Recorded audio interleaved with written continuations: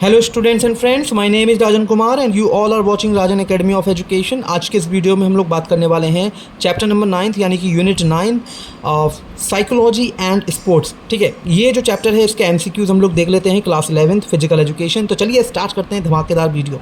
MCQs यानी कि multiple choice question. पहला हमारा एमसीक्यू है dash is the study of human behaviour, यानी कि अगर ह्यूमन का बिहेवियर जो होता है उसको स्टडी करने की जो साइंस है, ठीक है, उसको स्टडी करने का जो सब्जेक्ट है हम उसको क्या कहते हैं। ठीक है, उसका एक नाम होता है। जैसे मान लीजिए हम जो भी फिजिक्स के लॉज पढ़ते हैं, ठीक है, इस दुनिया में जैसे ग्रेविटी का नियम पढ़ते हैं, तो ये किसके अंतर्गत पढ़ते हैं? ये फिजिक्स के अंतर्गत हम लोग पढ़ते हैं। ठीक है, ऐसे ही जो है ह्यूमन का जो बिहेवियर होता है उसकी स्टडी हम करते हैं, तो वो कौन से क्या सब्जेक्ट कहलाता है? वो क्या उसे साइकोलॉजी कहते हैं, क्या उसे फिजियोलॉजी कहते हैं, या फिर काइंसियोलॉजी कहते हैं, या नन ऑफ दीज?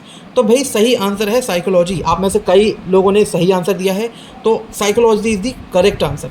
चलिए नेक्स्ट बढ़ते हैं क्वेश्चन नंबर 2। क्वेश्चन नंबर 2 का आंसर देखिए, आप लोग खुद लगाने की कोशिश किया करें, आगे तो मैं आप लोगों को आंसर बता ही देता हूँ। अकॉर्डिंग टू हुम, यानी कि किसके अकॉर्डिंग ये डेफिनेशन दी गई है कि psychology is the scientific study of behaviour and mental processes of humans and other animals, यानी कि इंसानों का जो बिहेवियर होता है और इंसानों की जो मानसिक प्रोसेस होती है, ठीक है, और एनिमल्स की जो बिहेवियर होता है, ठीक, उनकी जो प्रोसेस होती है माइंड में, मेंटल प्रोसेसेस जो होती है उसको स्टडी करना, ठीक है, उसकी साइंटिफिक स्टडी करना ही साइकोलॉजी है। तो ये जो डेफिनेशन है किसके द्वारा दी गई थी भाई? हम लोगों को सही आंसर इसमें बताना है। Woodworth, McDougall, Crooks and Stein and none of these. ये सही आंसर जो हमें बताना है वो है इसका C option is the correct answer. Crooks and Stein ने इसकी सही जो मतलब इसकी जो डेफिनेशन है, यानी कि जो हम लोग अभी यहाँ पे डेफिनेशन पढ़ रहे हैं, ये जो देख रहे हैं मैंने आप लोगों को अभी समझाई, तो ये जो डेफिनेशन है ये क्रूक्स एंड स्टेन ने दी थी। ठीक है, आप लोगों को ये सही आंसर याद रखना है। चलिए अब बात कर लेते हैं स्पोर्ट्स साइकोलॉजी। ये जो थर्ड क्वेश्चन हमें दे रखा है, ठीक है, थर्ड क्वेश्चन देख लेते हैं। थर्ड क्वेश्चन में बोल रहे हैं स्पोर्ट्स साइकोलॉजी एक एरिया है जो अटेम्प्ट करता है, अप्लाई करता है साइकोलॉजिकल फैक्ट्स को और प्रिंसिपल्स को, ठीक है, जो लर्निंग परफॉर्मेंस के होते हैं और वो एसोसिएट रहते हैं ह्यूमन बिहेवियर से स्पोर्ट्स की फील्ड में। तो भाई यहाँ पर जो बोल रहे हैं कि स्पोर्ट्स साइकोलॉजी क्या है? एक तरीके का क्षेत्र है, एक एरिया है, ठीक है, जो जिसमें कई सारे साइकोलॉजिकल फैक्ट्स यूज होते हैं, प्रिंसिपल्स यूज होते हैं। ठीक है, तो ये जो डेफिनेशन है ये किसके द्वारा दी गई है? सही आंसर हमें बताना है। ब्राउन एंड महोनी एक नाम दिया गया है, जॉन डी लॉथर एक नाम दिया है, वुड्सवर्थ एक नाम दिया हुआ है, और नन ऑफ दीज दे रखा है। तो भाई सही आंसर है B option. B option is the correct answer. John D Lawther के द्वारा ये डेफिनेशन दी गई है। चलिए क्वेश्चन नंबर 4 पे बढ़ते हैं। क्वेश्चन नंबर 4 पे हम लोग आ चुके हैं। Sports psychology is the application of psychological principles to sport and physical activity at all levels of skill improvement. देखिए स्पोर्ट्स साइकोलॉजी एक ऐसी साइकोलॉजी होती है जिसमें हम कई सारे साइकोलॉजिकल प्रिंसिपल्स को अप्लाई करते हैं स्पोर्ट्स में, ठीक है, स्पोर्ट्स को ध्यान में रखते हुए, और फिजिकल एक्टिविटी भी कराते हैं ऑल लेवल्स पर, जिससे स्किल की इंप्रूवमेंट हो सके। तो ये जो डेफिनेशन है ये किसके द्वारा दी गई है? ये ब्राउन एंड महोनी के द्वारा दी गई है, या फिर जॉन डी लॉथर के द्वारा, या क्रूक्स एंड स्टीन के द्वारा? ठीक है, तो यहाँ पर जो सही आंसर है वो है ब्राउन एंड महोनी के द्वारा ये डेफिनेशन दी गई है। अब हम फिफ्थ क्वेश्चन यहाँ पर देख लेते हैं। फिफ्थ क्वेश्चन में क्या बोल रहे हैं? When there is increase in height, weight and size and shape, it is called।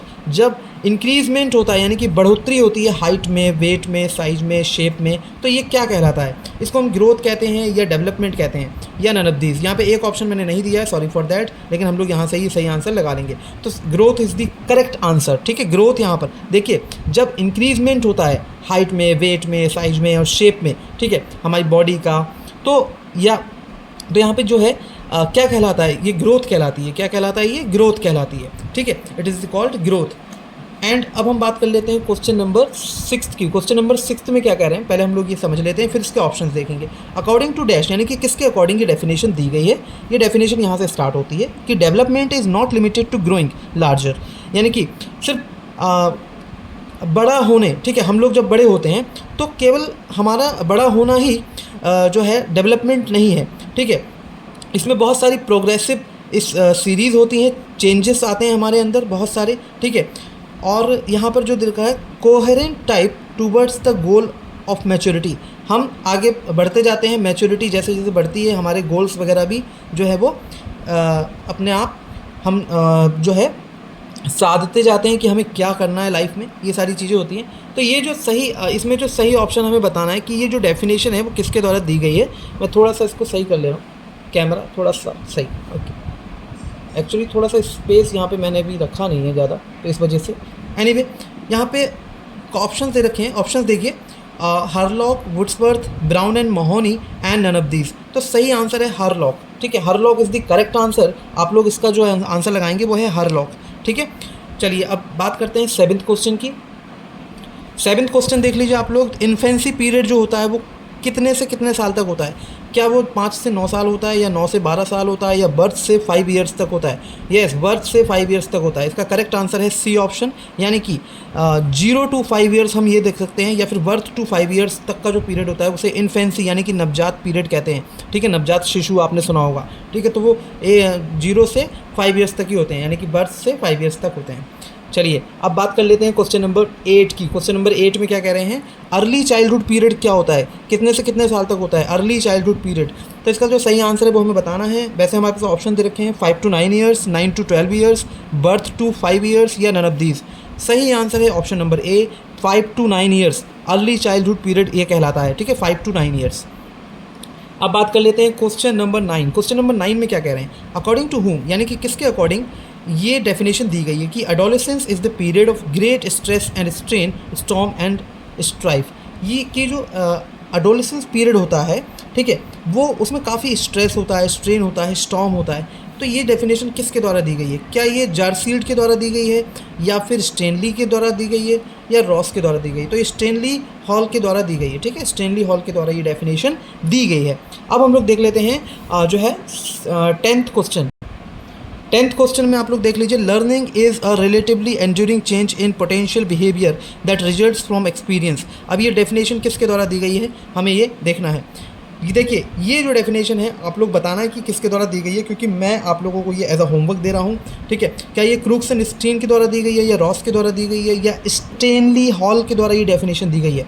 आप लोगों को सही आंसर बताना है। ये कमेंट सेक्शन में आप लोग मुझे कमेंट सेक्शन में ज़रूर बताएं।